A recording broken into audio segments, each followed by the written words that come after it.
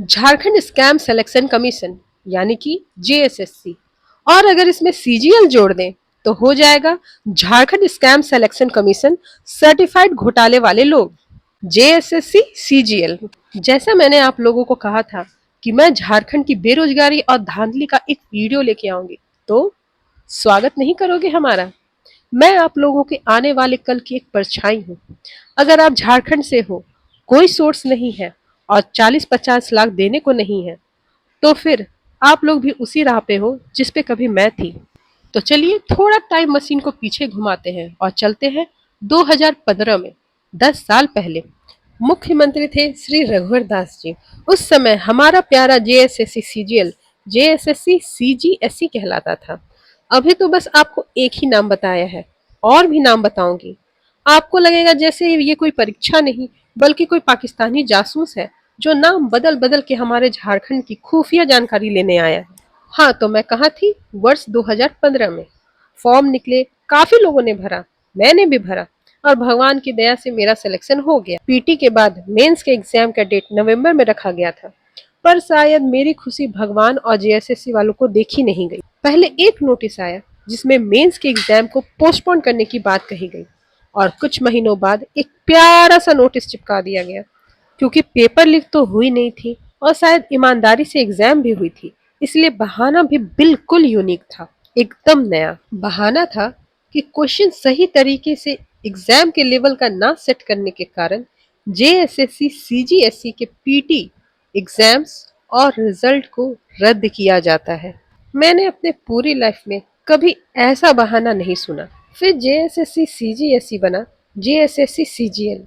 रिश्ता वही, सोच नहीं। उसके बाद की कहानी तो शायद आप सब लोगों को पता है।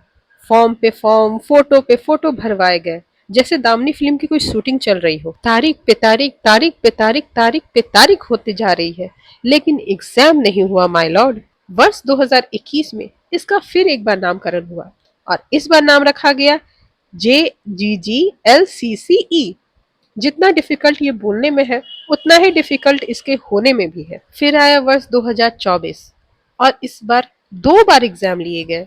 एक बार जनवरी में, जिसका पेपर लीक हो गया फर्स्ट शिफ्ट में ही, और दूसरी बार हुए नवंबर में, जो अब कैंसिल होने के कगार पे है।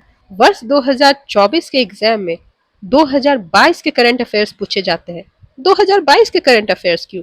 1990 का पूछ लिया जाता करंट अफेयर्स के नाम पे। लोग तो वैसे भी नहीं देते। इस खेल में कुछ किरदार भी शामिल हैं, उन सब के बारे में भी एक एक करके बताती हूँ। सबसे पहले बात करते हैं मुख्यमंत्रियों की। तो पहले थे श्री रघुवर दास जी। इनके बारे में मैं क्या ही बता सकती हूँ। इनके कारनामों को देखकर इनके पार्टी वालों ने ही इन्हें राज्यपाल बना के उड़ीसा भेज दिया था, लेकिन शायद इनका अभी भी कुछ उधार बाकी है हम लोगों पर, इसलिए उसको लेने और झारखंड को आबाद करने इस्तीफा देकर वापस से पार्टी में सक्रिय हो गए हैं। फिर आए श्री हेमंत सोरेन जी। सच बताऊं तो इनसे काफी उम्मीद थी, क्योंकि इनके पापा श्री शिबू सोरेन जी का झारखंड को अलग करवाने में बहुत बड़ा हाथ पैर सब है, लेकिन तोड़ मरोड़ के बनाई गई सरकार में इनका किरदार बस उतना ही दिखता है जितना मेस के खाने में पनीर। एक वीडियो भी देखी मैंने इनकी, जिसमें ये लोगों को समझा रहे थे कि नौकरी करके क्या करेगा बच्चा, ट्रांसफर होगा, घर से दूर रहेगा, तो सबको परेशानी है, घर पे परिवार के साथ रहना चाहिए। मुझे इनकी बातें अच्छी लगने ही वाली थी कि मैंने देखा कि ये अपने घर से 400 किलोमीटर दूर आके बोल रहे हैं। तो भैया मुख्यमंत्री साहब जी, आप भी तो घर पे ही रह सकते थे, क्यों मुख्यमंत्री बन के इधर उधर दौरा कर रहे हैं? और हम लोगों को घर पे नहीं रहना, हम लोगों को नौकरी चाहिए, आप नौकरी दो। फिर आए श्री चंपई सोरेन जी। इन्होंने भी सबसे पहले सीजीएल को करवाने की बात कही, पर ये बेचारे तो खुद टेम्पररी थे, और 6 महीने बाद ये हट भी गए। दो और किरदार आए। पहले आए श्री कुणाल प्रताप सिंह जी। जेएसएससी फाइटर्स के नाम पे इनकी फेसबुक अकाउंट है। शुरू शुरू में मैंने इन्हें बहुत सपोर्ट किया। इन्होंने भी उलगुना तो 4 गुना करके कभी टायर तो कभी पुतला जलाया। समझ नहीं आया कि ये परीक्षा लेने के लिए इतनी मेहनत कर रहे हैं या रद्द करवाने के लिए, क्योंकि परीक्षाएं तो आज भी नहीं हुई।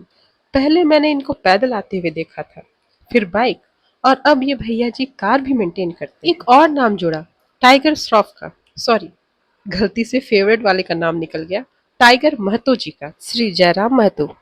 इनकी पर्सनालिटी और बातें दोनों दमदार थी, पर इन्होंने जो उम्मीदवार चुने वो लोग पता नहीं कौन सा सस्ता नशा करते थे। मेरे खुद के विधानसभा क्षेत्र में इनके उम्मीदवार को कोई पसंद नहीं करता। हुआ भी कुछ वैसा ही। ये अकेले एमएलए बन के अपनी पार्टी से आए। अब पता नहीं टाइगर जिंदा है या सो गया या खो गया। एग्जाम का हाल तो अब भी वैसा ही है। मैं आप लोगों को निराश करने नहीं, बल्कि सिर्फ इतना बताने आई हूँ कि एग्जाम जरूर दीजिए, मेहनत भी कीजिए, पर मेरी 3 चीजों को याद रखिए। पहला, माँ पापा के पैरों में जन्नत ही नहीं, पैसे भी है।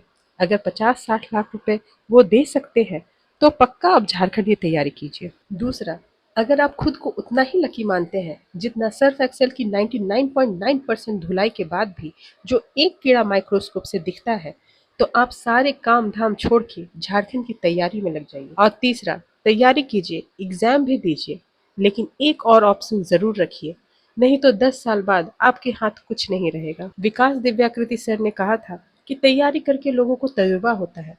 अरे घंटा, सच बताऊं तो इस तजुर्बे की रद्दी में भी इज्जत नहीं है। सब मुंह पे बोल देंगे कि कहीं कुछ नहीं हुआ और ज्ञान दे रही है। झारखंड को जिस सोच से अलग करवाया गया था वो आज कहीं खो गया है। सब अपने अपने लूट में लगे हैं। आज 2025 के टाइम पे अगर आपको कोई ये बोलता है कि आप सब कुछ छोड़ के तैयारी करो, तो वो आपको काफी भ्रम में रख रहा है या वो खुद काफी भ्रम में है। शिकायत करें भी तो किससे? ऊपर से नीचे तक सब लूट में लगे हैं। ज्यादातर लोग तो खुद झारखंड के हैं भी नहीं।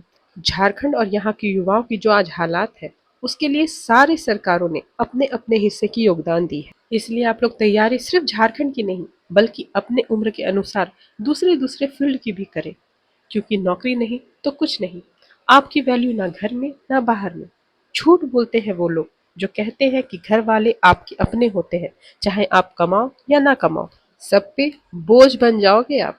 इसलिए पढ़ो, मेहनत करो और दूसरे रास्ते भी जरूर देखो। जय हिंद, जय भारत।